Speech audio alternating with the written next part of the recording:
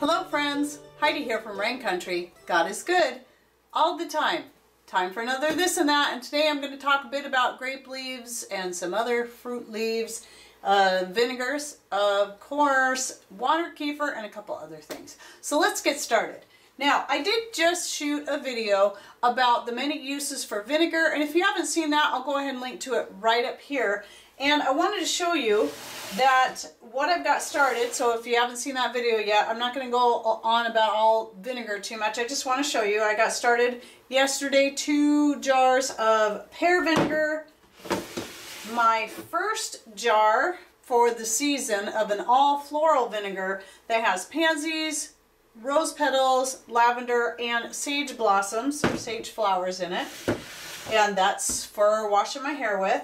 And then this one, I love the color, how it turned out. This is the rhubarb mango one that I just filtered out yesterday, and it's so beautiful. And you may, if you're following me on Instagram or Facebook or Twitter, you may have seen the picture of these already that I posted on there. So if you're not following us there already, go ahead and find us on Instagram, Facebook, and or Twitter if you're on all of them, or whichever one is your favorite.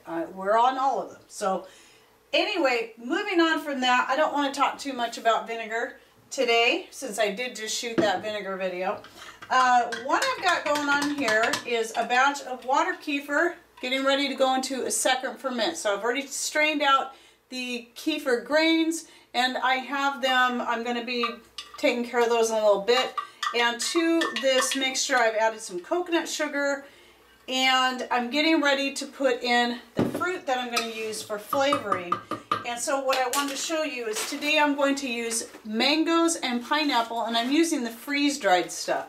So I did do a video about food frugality and prepping, where I talked a little bit more just recently about the freeze-dried stuff.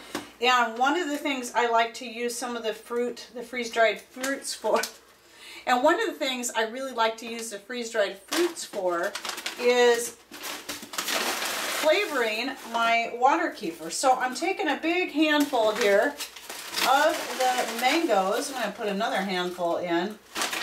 I'm dropping that in and stirring it. And then I'm going to be doing the pineapple. You see what that pineapple looks like there? It is, I tell you, these freeze-dried fruits are so tasty right from the package. I just love them. So I'm just going to stir all that in there. And what that's going to do is that's going to give my water kefir this wonderful tropical flavor. And these, of course, will rehydrate while they're in there. And you can just eat those fruits. So they'll be full of they'll just be these tasty, wonderful tropical fruits that will also be full of the fizzy water kefir that is really good for your gut health. And then here's a close-up of what the package looks like. So Mother Earth products, and I will put a link down below. It's my affiliate link. Mother Earth is just my favorite so far.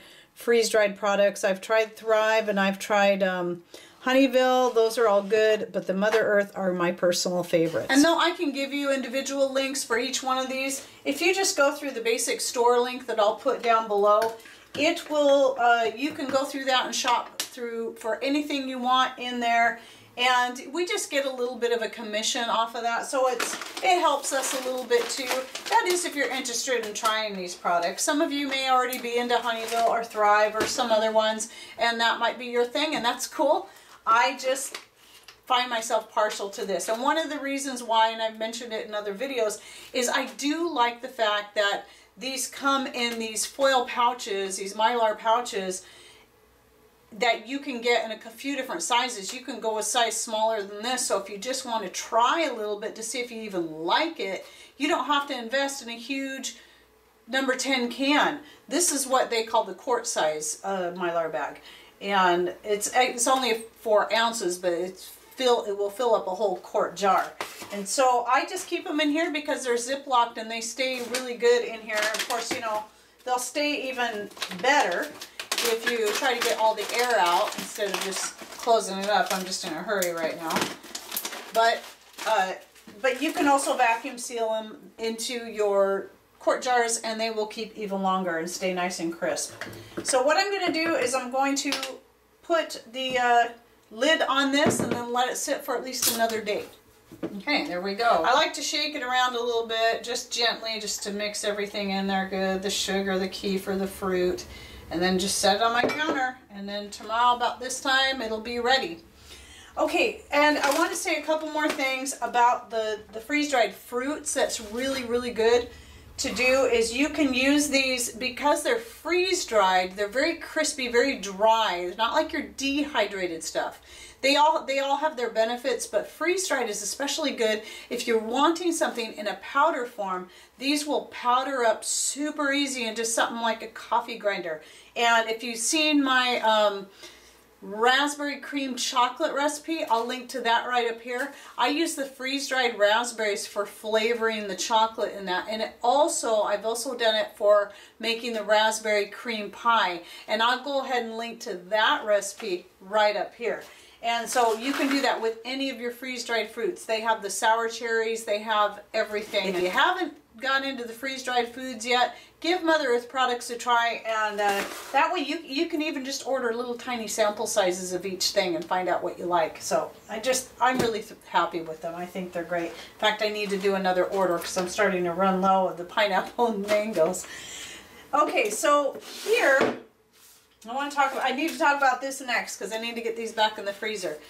These are just a few grape leaves that I gathered yesterday, and then I rolled them up and froze them in here for making dolmas with later on through the year. And I'm going to make a few more packets of this. And so I just used my food saver, and like I said, I just rolled them up. Now, Chanel over at Delectable Mountains decided to can a lot of hers, and I may still consider doing that. But I thought for now, I'm not really into my big canning season yet, and I didn't feel like pulling out the canner just for these. So I decided to try some frozen and see how well these turn out for that, because I've been meaning to do that for years and I keep forgetting because I usually go right to dehydrating the grape leaves. And here are some of the grape leaves I have dehydrated so far. I do have a video I did last year about the dehydrating of these, and I'll go ahead and link to that right up here, and talking about how I use them and the benefits of grape leaves, because they're just loaded with great vitamins and minerals and are really good for your health. I believe it's the grape leaf or the strawberry leaf, or maybe both, that's really beneficial to eye health. And anyway, with these, a lot of people ask me, what do you do with these?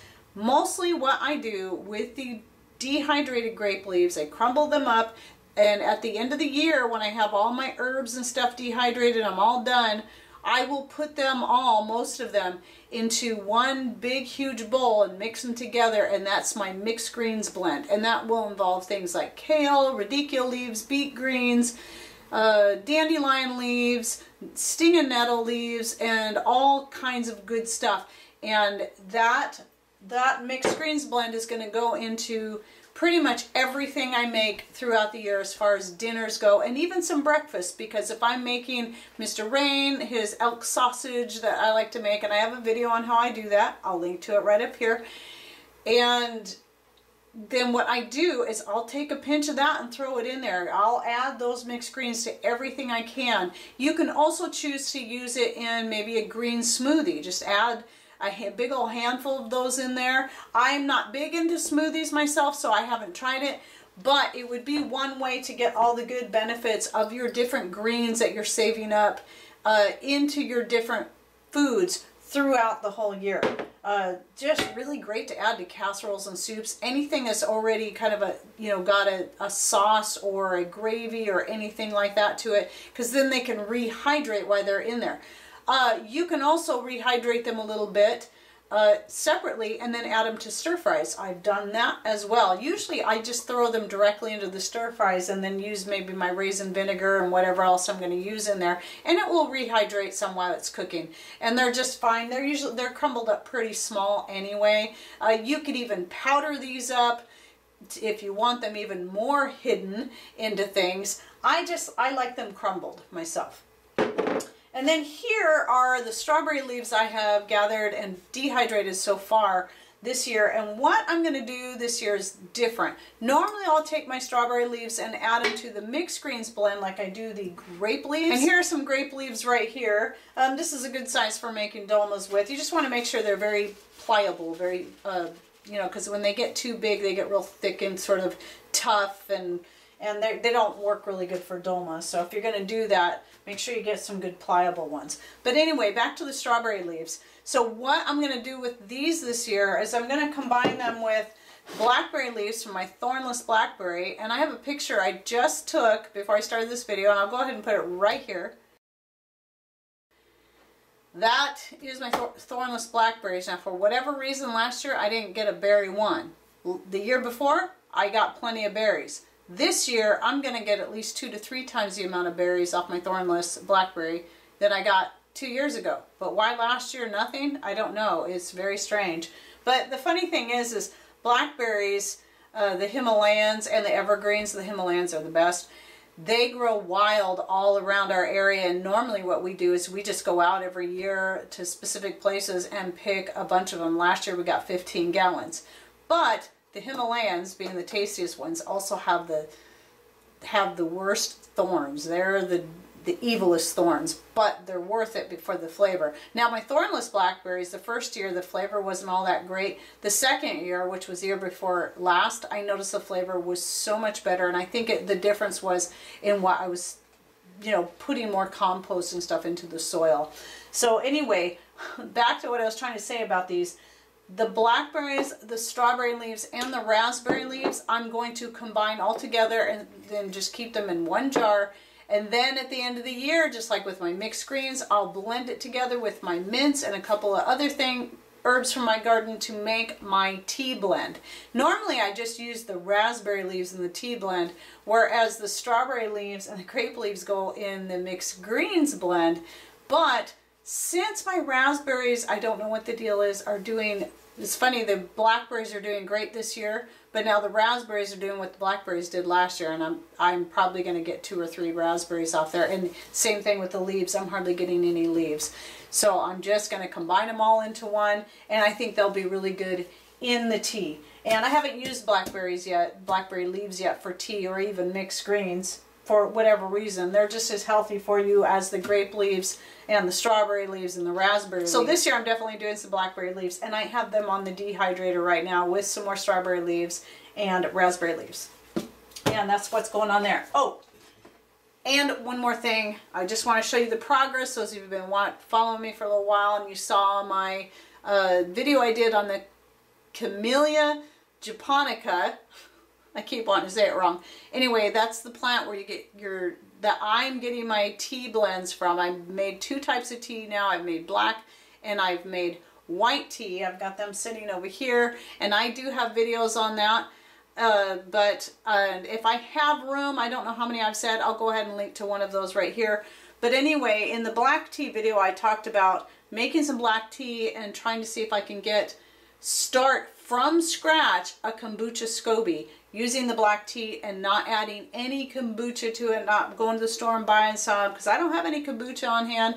I don't feel like going to the store and buying it to make kombucha. I want to see anyway, my experiment, if it's possible to make it from just the black tea and some sugar. Now you can see at the bottom there, there's definitely something going on.